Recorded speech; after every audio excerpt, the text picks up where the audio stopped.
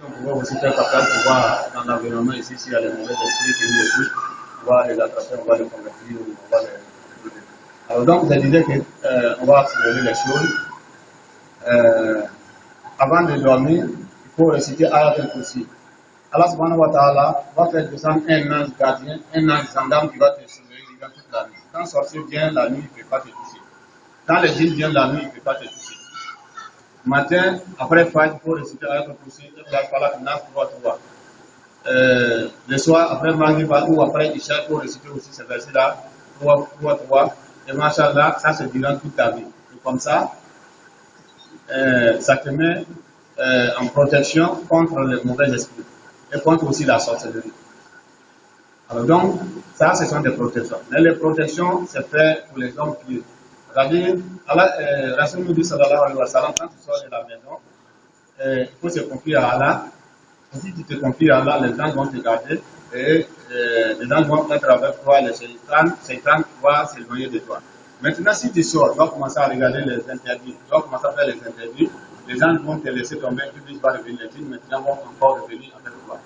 Donc, il faut faire attention. La protection d'abord, les protections d'abord, ce sont nos yeux qui peuvent nous protéger. Ce ne sont pas les objets que nous allons faire qui peuvent nous protéger, les objets ne peuvent pas nous protéger, c'est Allah qui protège.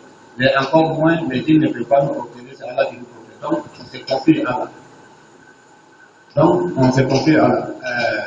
On va essayer de voir, comme ce que je vous disais tout à l'heure, nous avons essayé de voir si, au niveau d'ici, s'il y a des lignes maintenant qui nous écoutent, on va essayer de les attraper, pour vous montrer comment ça marche. Parce que partout, surtout quand nous servons dans les assemblées, quand les gens ont peur des djinns, ils fuient, ils les laissent, souvent ce ne sont pas qui écoutés, et puis ça fait comme ça une ronde pour l'islam.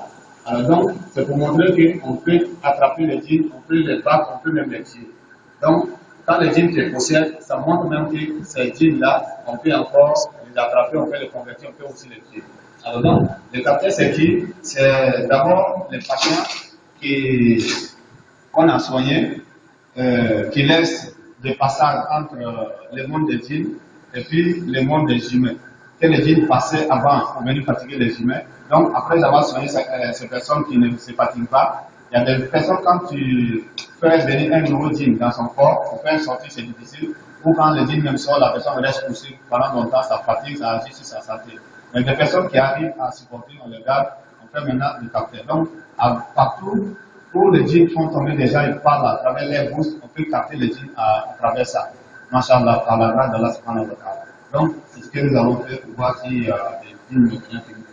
أعوذ بالله من الشيطان الرجيم بسم الله الرحمن الرحيم إن ولي الله الذي نزل الكتاب وهو يتولى الصالحين أينما تكونوا يأت بكم الله إن الله على كل شيء قدير أينما تكونوا يأت بكم الله على كل شيء قدير.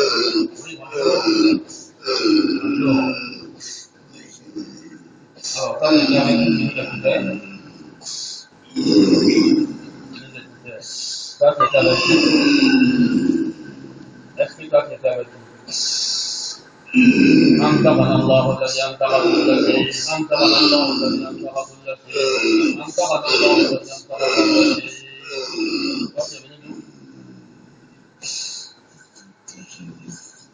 Est-ce là ici?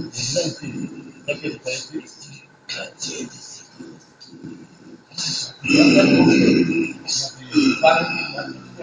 La moto a besoin de toi pour la garder.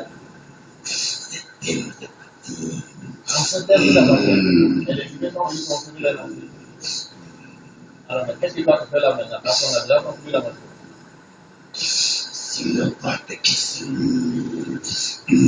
Ah bon? Ok. Bon, je vais te poser une autre question. C'est quoi ta relation avec lui? Il est ton grand-père. Ah. Ok. Je vais te montrer une autre chose. Allah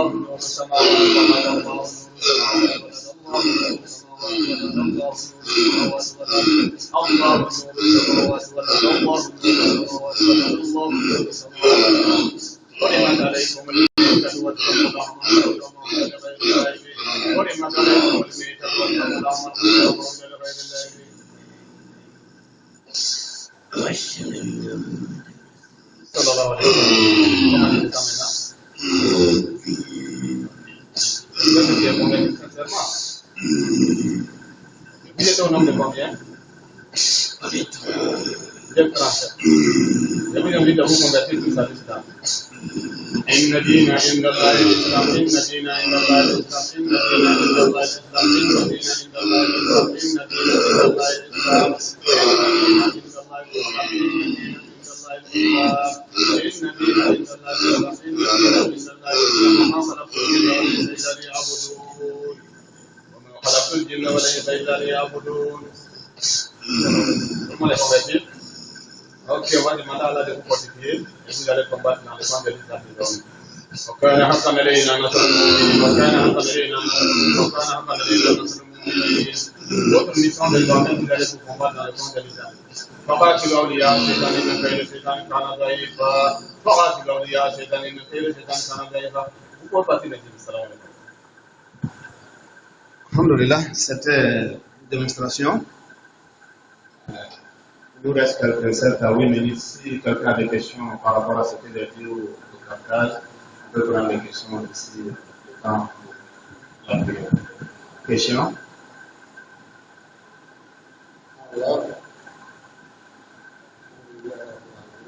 Oui. Oui. Vous avez dit qu'avec la parole d'Allah subhanahu wa ta'ala, on arrive à guérir tout. C'est ça. Et bien sûr, Allah subhanahu wa ta'ala nous dit dans le Saint-Coran. Il nous donne des versets. Donc, il faut prendre le micro pour le donner. C'était juste. C'était ma soirée de prêche.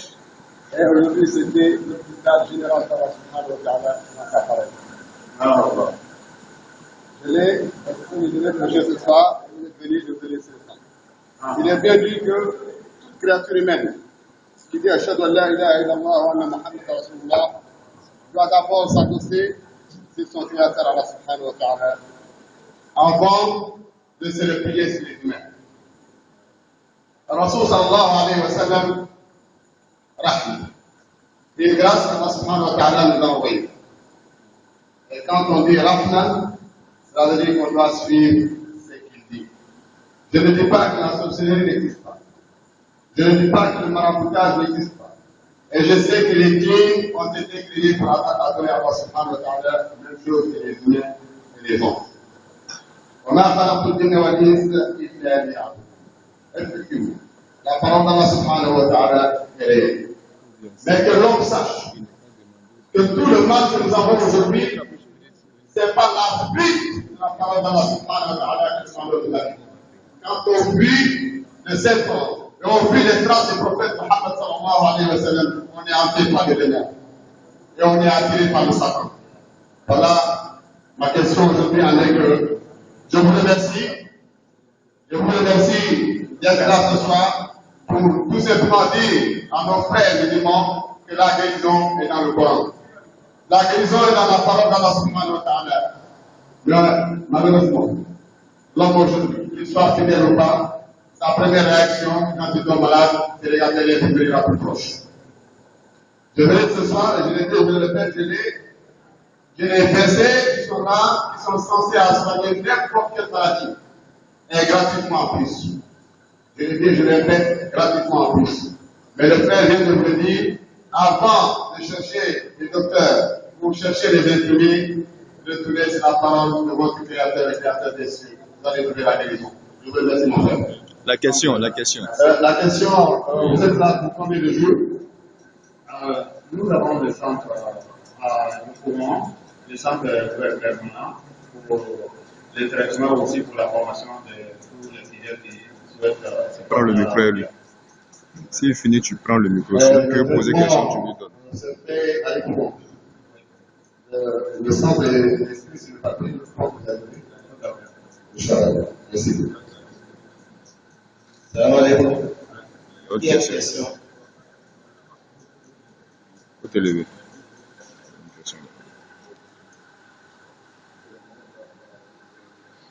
Salam alaikum wa rahmatullahi wa barakatuh.